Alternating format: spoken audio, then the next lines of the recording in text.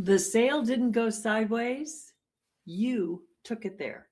I'm Marla Koupal, the sales conversation architect, and I help you design conversations that create the buyers that you want, need, and are looking for. I'm going to ask you this. How many times have you walked away from a sales conversation thinking, I thought I was going to close that, but it didn't close? I thought this conversation was going somewhere, but it stalled out. If you've had one of those moments, let's look at the conversation you were in. And let's look at how the buyer was engaging with you.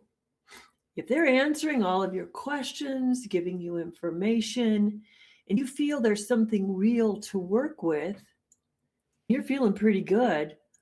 And then they throw in the curveball. That curveball is that unexpected question. Something like, how does your pricing work? And you don't even know if they're interested in the product yet or not. If someone asks a question out of left field, like, how does your pricing work? You might all of a sudden seize up and go, oh, what does that question mean? Or you make an assumption that they're concerned about cost, or you go, oh no, I've already lost the sale. I'm going to be too expensive. And then you decide you need to step in and explain pricing clearly so you don't lose momentum. But this may be where you lose momentum because they threw you a curveball question, but it doesn't mean it has to be answered right now. If they throw you a question that makes you shift your approach to working them through, to qualify the needs, to understand where they want to come out, how you can help them, then you've allowed the buyer to take 100% control of the call, and a conversation is supposed to be mutually beneficial. If you begin to explain pricing, you add detail, you reinforce value, then all of a sudden that buyer may think they don't want to listen to you. They don't even know they set you up for this, but you have a responsibility to keep the conversation on track. So you may not want to answer that question quite the way you're doing it because you're not serving the buyer. When a buyer asks for clarity about pricing, they may not need to know it now. It's just on their mind. So follow up with, why do you ask that now? Or do you ask them, is there something important about pricing I should know? Or you could say, I cover pricing once I really qualify your needs. Is it okay to wait a bit? You can regain agreement with the buyer without making any assumptions and design a conversation together that's going to take you to the possibility of a sale. You don't want to take it. You'll also go off track when you hear a tonal shift, like they seem to be excited to talk, and then all of a sudden they become more reserved. Again, that's another opportunity to not read anything into that tonal shift. They could just be thinking. An old memory may have popped back in about their last buying experience. You don't know. Just ask them. Just say, I feel like something shifted. Is there something I need to know? Again, get the buyer involved with letting you know what they need.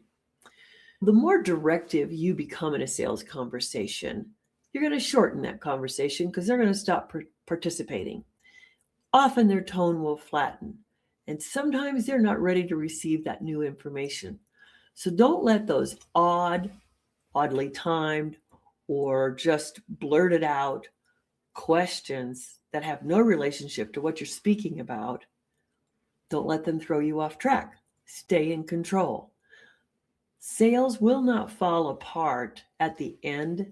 They always fall apart at the beginning and in the middle, where someone takes you, the seller, off track. Learn how to stay on track and not go sideways. Here's another possibility of what's going on. Let's talk about another situation where someone says to you, oh, I've been looking at a couple of other options. Where did your head go? It went to, oh no, I have competition. But the question is, do you really have competition? Why don't you just stop that thought right there and just ask them, oh, yes, tell me more about those other options. Because surprisingly enough, you might hear, well, I looked at this, but it didn't have what I wanted. And I looked at this one, and it seems to not be quite right for me. Okay, competition's off the board because you asked a very simple, effective question. That's how you keep a sales conversation from going sideways. They weren't asking for comparisons, they were just thinking out loud. Don't give up your conversation with those types of interruptions because that's all they are is interruptions, or they're guideposts to I might need to make a shift at some point, or I want to be sure I include this in my conversation. But it doesn't have to happen now if I ask permission of the buyer to bring it in later. All that's important to the buyer is that they know they're getting heard, is that they know you will take care of them. And those could be little tests for you, or they're just not that savvy and they think out loud and they share everything that's on their mind. Don't let them take you off track, but do participate with them at the point they have that concern. Always work into your conversations at any point you need. Help me understand what made you ask that. Always ask them to explain their thinking. Sales conversations will always move forward when you understand the buyer. Never respond from practicing objections or what you assume the buyer wants. Experienced sellers often move too quickly with those assumptions, and they try to stay ahead of the buyer, and all your goal is to stay with the buyer until the end. Don't make the assumptions that take you off track and take the sales conversation sideways. It's not easy to recover from those. So stay with your buyer's question long enough to understand it, ask for context, and respond to what is real. In your next conversation, try out the phrase, help me understand what made you ask that. Keep the buyer engaged in their own thinking and keep the conversation moving forward. If this made you think about a prior conversation and the conversation shifted and you walked away without the sale, think back on how you might adjust using these tips and make that conversation different next time you have it. Subscribe to the Sales Pulse podcast on YouTube, Apple, or Spotify for more conversations like this, and I will see you in the next episode.